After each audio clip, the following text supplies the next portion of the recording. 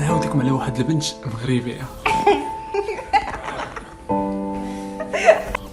فقدات صوتها وتشلات مبقاتش كتحرك، دخلات في الغيبوبه. قصه ما يمكنش. لقد استعديت، لبسوني. باي باي. هاد البنت اللي غنعاودو عليها اليوم عاشت في صغرها تقريبا كباقي الاطفال، غير حاجه وحده كان عندها مشكل في التنفس، ما كتنفسش مزيان، وبسبب هاد الحاله اللي عندها فكانت كتمشي عند الاطباء كباقي. ملي كتحس بشي مشكل عندك فكتمشي عند الطبيب. هي مشات عندها بزاف وكل واحد كيشخص ليها بلي راه عندك شي مرض في شكل. كل ما واحد ما غنجبدوش المرض اللي كانوا كيقولوا، المهم كل واحد كان كيقول حتى شي واحد فيهم ما جا في المرض اللي عندها بالضبط. فمن بين الحالات اللي بقات عاقله عليهم الاطباء، وهاد الحاله هي اللي قالت لي خلاتني لحقت على الطبيب ما بقاش نمشي ليه.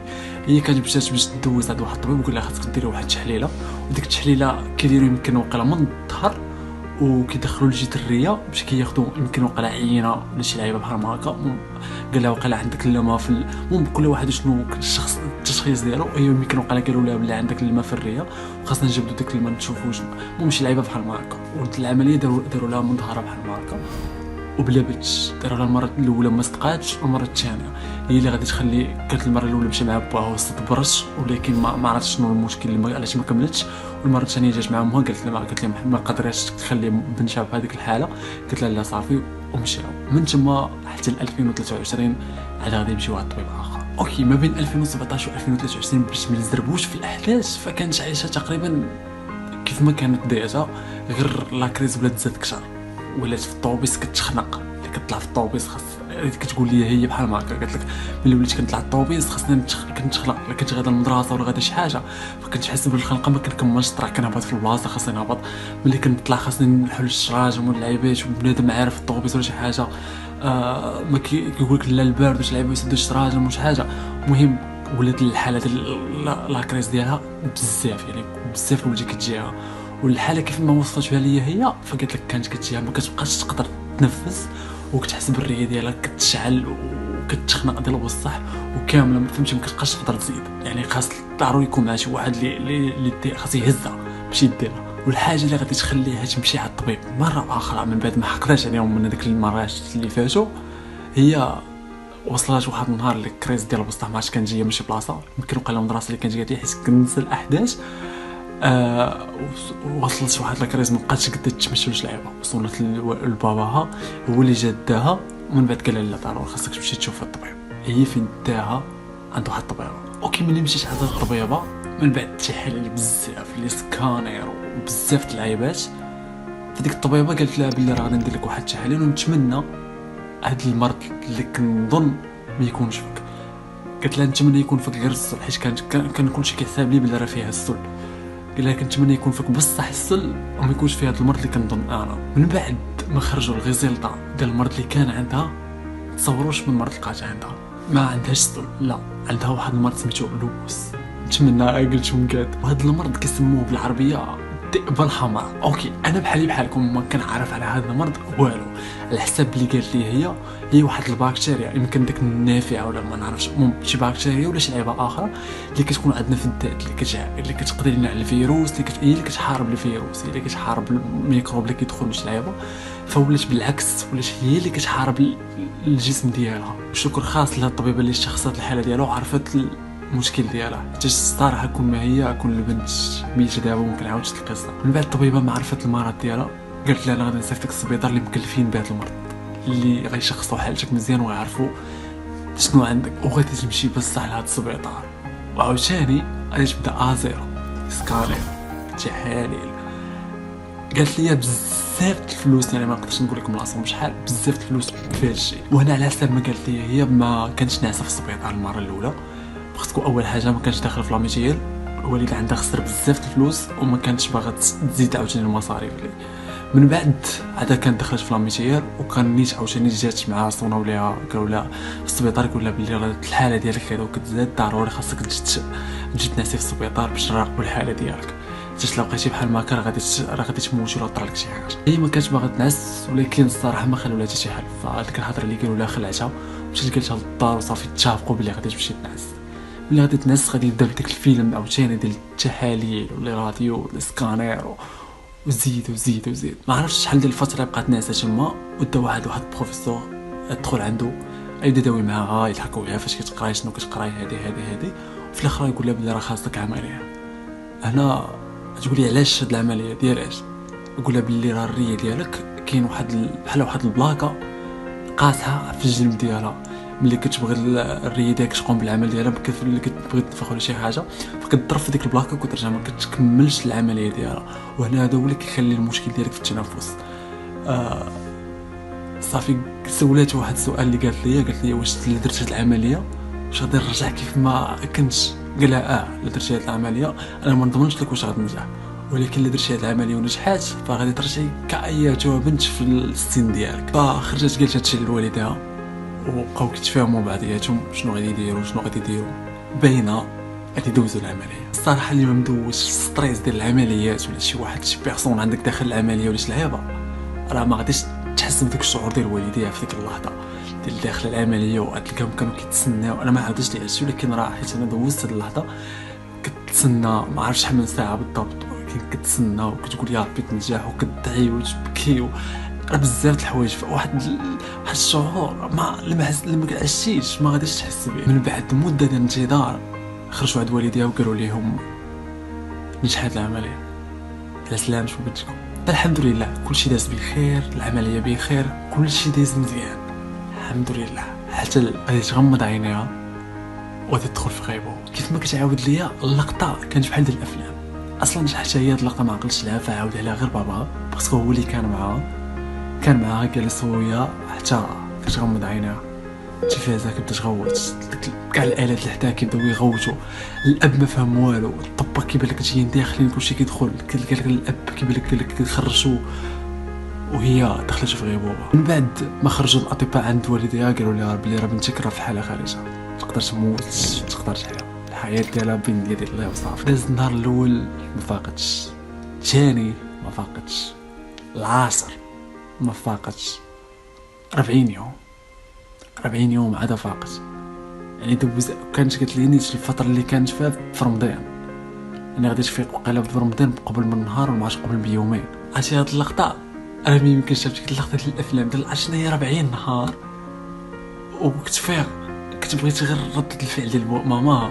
قلت لها والو غادي تمشي دير ليا فوكال وغادي تقولي لماما كتسولي هاد السؤال ردة الفعل ديالك ملي فاقتي. تصنتو شنو قالت لي صناولك قالوا لك راه بنتك فاقت. ماشي جاتني كالهيستيريا غاديه في الزنقه تنجري وتنقول لهم الحمد لله كاع اللي لقيتو تنقول ليه الحمد لله. ما فهمتش بحال جيت وليت بحال شي هبيله فين ما مشيت تنقول الحمد لله الحمد لله الحمد لله الحمد لله. لا طيقت ولكن جيتيني ما غاديش تبقاي نورمال. تيقت بحال تيقت وما تيقت ولكن جيتيني انت بحال ما غاديش تبقاي نورمال، لان الحاله فاش شفتك تنقول راه ما غاديش تخرج طبيعيه من الجسم. في هذيك الشهر و10 ايام 40 يوم راه دازو بزاف الاحداث كيفاش الصراحه خصني ضروري نعاودهم حيتاش مهمين الصراحه. ما بينهم كان عندها واحد التيو اللي كتنفس به اللي خرج لها من فمها، من بعد ما دازت واحد البيريود قالوا لوالديها بلي داك التيو اللي بقى راه غادي ياثر لها على الاحبال الصوتيه ديالها لا فاقت، حيت كانوا صافي منيسين بلي ما غاديش تفيق. قال لهم لا داك التيو خاصنا نحيدوه وغادي نتقبوا لها من هنا وهنا من غنهبطوا التيو. وليدي شنو كيفكروا نتقبوا لها من هنا ونهبطوا لها تخرجوا لها التيو من هنا. الساعه الوالد ديالها قالت لك بقى شي 3 سوايع هو كيفكر واش غادي يقبل هاد العمليه ولا لا. في الاخر ما قال لك ما كاين حتى شي حل اخر وقبل هاد العمليه حتى هي دارت لها. زاد لها زادوا تيوات اخر اللي مرتبطين بالريه، الوظيفه ديالهم ما عرفتش واش كينظفوا شي لعبه بحال هكا ما عرفتش بالضبط. وتيو اخر ديال الماكله عدد لها كتعيش غير بلي سيروم وعايشه غير بالالات، يعني كون طفاو عليها الاله صافي الله يرحم. اوكي دابا نافونسيو شويه في الاحداث. شنو وقع من بعد ما فاقش من الغيبوبه؟ فدخلوها الانعاش. اول حاجه اللي وقع لها هي مشى لها الصوت، بقات تقدر تطوي كتبغي تطوي ما تطوي ستيلو ورقه حيت يمكن حيت التيو اللي كان ولا لعيبه بحال هكا فما كانش كتقدر تطوي. حتى ديك الهضره دلوقتي ما كتقدرش تفهمها، صعيب تفهمها. بقات في الانعاش شهرين. انا كنقول لك الانعاش شهرين راه ما يمكنش، راه صعيبه بزاف. شنو هو الانعاش الدراري اللي مكعرفش؟ الانعاش راه هي كيحبسوك في واحد الغرفه ديال الزاج اللي كتكون معقمه بطبيعه الحال، وحتى الا بغى يزورك شي واحد راه 5 دقائق وكيشوفك من برا ديال الزاج، يعني ما كيقدرش تقيسيه. شهرين هي طلع لها الدم من هاد الحاله، قالت لي لا والو بغيت نخرج السيرفيس هو غادي تخرج لواحد لا شومبر اللي كيكون يعني تقدر يجيو عندك العائله كيكون فيها بنادم بزاف، كيكون فيها الرواج، ما لاش من بوحدها، طلع لها راسها من بوحدها. كانت كتطلب ديما فين يجي شي طبيب كتكتب لي مسكينه في الورقه، راه داكشي في الورق ديما في الورق بلي راه بغات تخرج، بلي بغات تخرج السيرفيس، ومن بعد شهرين غادي تحقق لها نيت هاد البلان وغادي تخرج السيرفيس. هذيك الساعه غادي تعرف بلي راه في السيرفيس راه ما كاينش المراقبه بحال تما فين كانت. فملي خرجت السيرفيس طرا لها واحد البلان اللي محال واش غادي تنساه يمكن، وحتى نتوما ملي غتسمعوا محال واش غادي تنساو. فنعاود لكم كانوا واحد 3 معاها، ديك 3 جاو عندها حيت كانوا رمضان ديك الساعه، وبقاو واحد اليومين ويجي العيد الفطر. قالوا لهم بلي يمكن لكم تمشيو تعيطوا وبقى لكم العمليه ملي تقرب، راه ديك الساعه باش توجدوا راسكم وتجيو ديروا العمليه. هي قالوا لها انت حالتك صعيبه ما غاديش تقدر، باسكو كانت كلامها غير بالاكسجين، تحيد غير الاكسجين راه صافي راه تمشي. قالوا لها انت ما تقدريش تمشي، فبقات بوحدها. يمكن وقع واحد النهار ولا شي يومين، نهار الثالث تزادت معها واحد المراه اخرى. المراه اش كانت كدير؟ كانت كتحيد الاكسجين، حتى هي كانت حالتها خطيره شويه، كانت كتحيد الاكسجين وكتمشي للطواليت، ديما كتحيد الاكسجين وكتمشي للطواليت. نقول لها الطبيب كيقول لها ما خاصكش تحيد الاكسجين، راه صعيبه اللعيبه اللي كديري. واحد النهار غادي تحيد الاكسجين وغادي تمشي للطواليت، وملي غادي ترجع يعني ما صافي مخنوقه، والاكسجين كتقلب عليهم ما عرفتوش فين، مسكينه مريضه يعني امراه كبيره. وهذا الشيء طاري قدام هاد البنت اللي كنعاود لكم عليها. وهاد البنت اللي الحاله اللي غادي ديرها ما كتقدرش تحرك، يعني ما تقدرش تنوض تحرك، وتمشي كتقول هي كتقول لها راه هو الاكسجين راه وراك، ولكن راه الصوت ما كاينش، راه ما كتسمعهاش، وحتى الا كنت كتسمع راه ما كتفهم والو. يعني كتشوف في السيده كتموت قدامها، ما قادره دير والو، ما قادره تخرج على شي واحد، ما قادره تحرك، ما قادره والو. وجاب الله داز واحد السيد وبانت ليه ومشى عطاها الاكسجين، ولكن راه دازت قالت لك هي دازت واحد الايامات دغيا وماتت، السيده الله يرحمها. بسبب هذا البلان خلات السيده تولي تقول انا انسانه فاشله، ما بقيتش نقدر ندير والو. عايشه ولكن راه ما كنقدر ندير والو، ما كنقدر. السيده كانت كتموت قدامي، ما قدرت حتى نعتقها، ما قدرت ندير حتى شي حاجه. نعسات هي شدها لاكريز، بقاو التفكار، بقاو التخمام، بقاو شديتها لاكريز، طلعت لها ضرب درجه الحراره حتى 170. يعني السيده جاب لها عتقه واحد الممرض، وجاب في ديك الساعه عبر لها درجه الحراره وعبر لها داك الشيء وعبر لها هادي. جات الطبيبه وقالت لها بلي حنا كنا معولين زعما نخرجوك وكنا متفائلين وهادي مالكي. قلت له ما عرفتش. جا الدكتور شافها قال لها خاصك ترجعي للانعاش. عاوتاني كتقول لي مسكينه، كنقول لكم هاد اللعيبه ما كتعجبهاش نقول لها مسكينه، انا ما نقطعش هاد الفيديو غادي تسمعيها.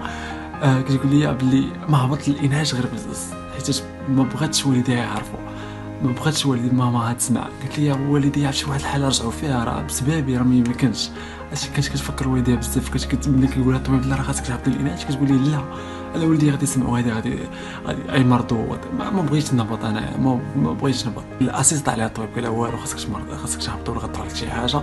قلت لهم صافي ما تصونيوش لهم، صونيو غير البابا في الصباح حتى للصباح عاد صونيو لي يقولوا لي. عاوتاني رجعت الانعاش كيف ما كتقول لي، وليت عاوتاني عايشه غير بلي دابا. رجعت قالت لي رجعت عاوتاني ازيرو. السيده كتحطم وكتعاود ترجع عاوتاني وتحطم. قلت لي رجعت ازيرو، رجعت لي زاباغي حيت لي زاباغي غير يحيدهم لي راه تموت. راه قصه راه فين نسيت واحد الحدث ما عاودتوش مع بزاف الاحداث، عرفتي كتعاود لي بزاف وكتخلطوا عليا الاحداث. هاد الحدث ما عاودتوش، هو ماشي حدث مهم مبني عليه القصه ولا شي حاجه، ولكن واحد الحدث اللي زوين اللي يخليك تضحك. كانت ملي خرجت السيرفيس كان جا عند الطبيب حيت ديك الساعه باقا ملي خرجت ما واكله والو، راه عايشه غير بالسيروم. كتكتب بنادم كياكل لعبات. عرفتي تخيل كنت انا عشت في السبيطار كنتنعس مع جدي وعشت هاد البلانات بحال ما هكا. كتشوف بنادم كياكل، واحد يلاه داير عمليه ما كيقدرش ياكل مسكين، عرفتي شنو هو كحال ما تشربش ما كاينش ما حتى شي حاجه، علاش ما تقدرش تاكل اصلا. كان جا عند الطبيب وقال لها كانت غدا العيد يعني العيد، وقال لها غدا غادي تاكلي، غدا غادي نجيب لك تاكلي، انا اللي عندي لاكا غتغدا وانا اللي غدا غادي نجيب لك تاكلي. هي ما تاقتش كثرة ما تاقتش بيه. تقول لي صافي بقاش ما دارتش في بالها. الغد هو يجيب لها عصير يومي، جاب لها واحد الكويس صغير وكب ليها بحال هكا، قال لها شربي. شربتو قالت لي عرفتي بحال شحال ما بقى طاقة الحاجة طاقة النعمة.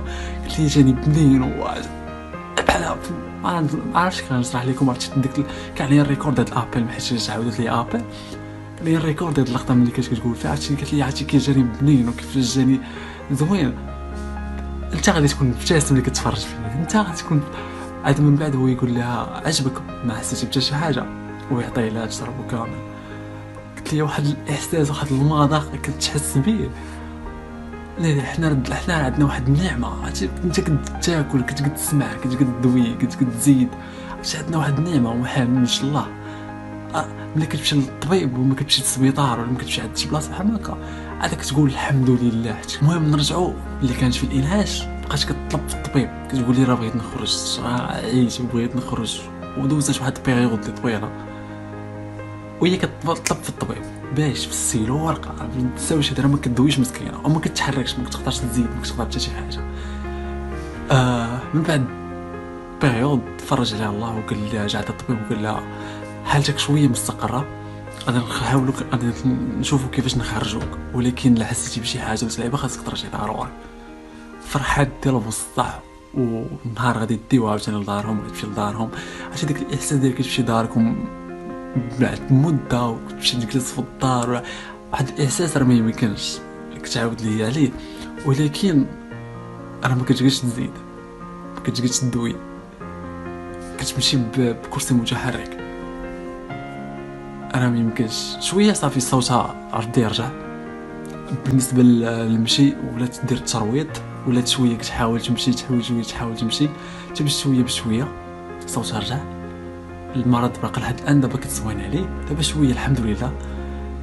وبالنسبه للمشي حتى هي ولات تمشي دابا ولات عادي نورمال دابا بنت هادشي كامل طرا ليها دابا شويه الحمد لله يا ربي شافيها. راه واحد القصه راه ما يمكنش شي واحد القصه راه كانت في الموت راه السيده ميته وحياة يا ربي يخليها لوالديها يا ربي. بلاش الفيلم اشنو الفيلم دابا عنده كبريت. شي واحد اللي عنده شي قصه بحال هذا الدراري دوزو عندي الانستغرام وقولوا لي نقدروا نعاودوا. عجبتني نقدر نعاود. باي باي.